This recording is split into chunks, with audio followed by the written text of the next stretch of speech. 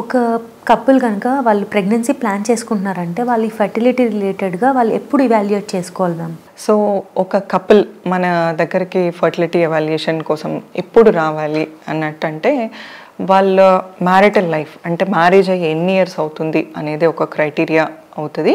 And వాళ్ళు pregnancy plan చేయడం start చేసి ఎన్ని ఇయర్స్ ఎన్ని మంత్స్ అవుతుంది అది కూడా ఒక కన్సిడరేషన్ క్రైటీరియా. అండ్ మెయిన్ ఏంటి అంటే ఆడవాళ్ళలో వయసు. సో 35 ఇయర్స్ లోపు ఉంది ఆడవాళ్ళ వయసు అన్నప్పుడు అలాంటి కపుల్స్ మ్యారేజ్ అయ్యాక 12 మంత్స్ న్యాచురల్గా ట్రై చేశాక ఇంకా రావట్లేదు ప్రెగ్నెన్సీ అన్నప్పుడు ఒకసారి బేసిక్ ఫర్టిలిటీ ఎవాల్యుయేషన్ చేయించుకోవడం అనేది ఇంపార్టెంట్ అనమాట. అండ్ అలా కాకుండా మనకు 35 years beyond but less than 40 years ఇలాంటి ఏజ్ క్రైటీరియా మీట్ అయ్యే ఆడవాళ్ళలో 6 మంత్స్ ట్రై చేశాక ఇంకా అవ్వట్లేదు అన్నప్పుడు ఒకసారి ఒక బేసిక్ ఫర్టిలిటీ ఎవాల్యుయేషన్ చేసుకోవడం ఇంపార్టెంట్. ఎందుకంటే యాజ్ ఏజ్ ఇంక్రీజెస్ మనకు ఎగ్ నెంబర్స్ తగ్గుతాయి అండ్ ఎగ్ క్వాలిటీ అంటే ఎగ్స్లో అన్యూప్లాయిడ్ క్రోమోజోమల్ అబ్నార్మాలిటీస్ ఉండే రేట్ ఎక్కువ అవుతుంది అనమాట. బట్ 40 ఇయర్స్ అండ్ బియాండ్ వాళ్ళు మ్యారేజ్ అయింది ప్రెగ్నెన్సీ ప్లాన్ చేస్తున్నాము అన్నప్పుడు వాళ్ళు 6 మంత్స్ 12 మంత్స్ కాకుండా ఇమీడియట్ ఎవాల్యుయేషన్ చేసుకోవడం అనేది ఇంపార్టెంట్ అనమాట. Because as the age increases మనకు ఎగ్ నెంబర్స్ తగ్గుతూ ఉంటాయి కాబట్టి.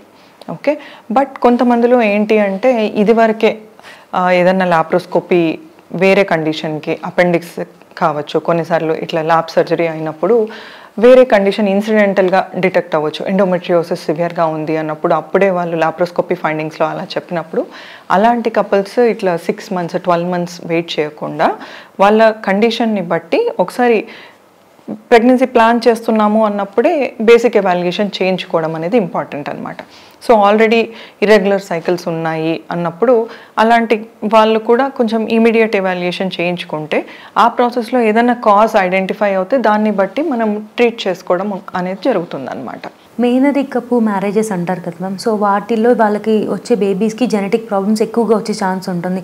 సో మరి వాళ్ళు ఐవీఎఫ్కి వెళ్తే ఇందులో కూడా అలాంటి ఛాన్సెస్ ఉంటాయా మ్యామ్? సో యూజువల్గా ఈ మేనరికం మ్యారేజెస్ ఇది అన్నప్పుడు కొన్నిసార్లు ఏంటి అంటే బ్యాలెన్స్డ్ ట్రాన్స్లొకేషన్స్ అనేవి కొంచెం ఎక్కువగా ఉండే ఛాన్సెస్ ఉంటాయి అన్నమాట కపుల్లో.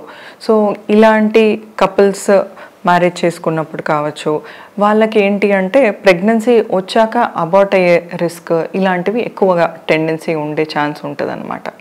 సో వీళ్ళలో కూడా మనము జెనెటిక్ ఫ్యాక్టర్ ఏదైనా ఐడెంటిఫై చేస్తే దాన్ని బట్టి వాళ్ళకి ట్రీట్ చేయడం అనేది ఇంపార్టెంట్ అనమాట.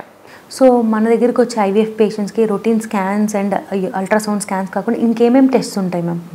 సో బేసిక్గా ఒక కపుల్ ఇన్ఫర్టిలిటీ ఎవాల్యుయేషన్ కోసం వచ్చినప్పుడు వాళ్ళ ఫర్టిలిటీ ఎవాల్యుయేషన్తో పాటు వాళ్ళకి జనరల్ హెల్త్ అండ్ మనకు ఫర్టిలిటీ మీద ఇంపాక్ట్ చూపించే కండిషన్స్ ఏవైతే ఉంటాయో అంటే ఇప్పుడు మనకు ఉదాహరణకు తీసుకున్నట్టయితే థైరాయిడ్ అబ్నార్మాలిటీ ఉన్నప్పుడు మనకు ప్రెగ్నెన్సీ వచ్చే ఛాన్సెస్ తక్కువగా ఉంటాయి అన్నమాట. సో ఈ థైరాయిడ్ అబ్నార్మాలిటీ ఏంటి, అది హైపోథైరాయిడిజమా హైపర్ థైరాయిడిజమా మనం చూసుకోవాల్సి ఉంటుంది అనమాట. సో కొన్ని బ్లడ్ టెస్ట్ లైక్ థైరాయిడ్తో పాటు కొంతమందికి ఇర్రెగ్యులర్ సైకిల్స్ ఉన్నాయి అంటే ప్రొలాక్టిన్ బ్లడ్ టెస్ట్ ఇలాంటివి సజెస్ట్ చేస్తాము. అండ్ రొటీన్గా షుగర్ ఎవాల్యుయేషన్ అనేది ఇద్దరు వైఫ్ అండ్ హస్బెండ్కి షుగర్స్ అనేది చూసుకోవడం ఇంపార్టెంట్ అనమాట.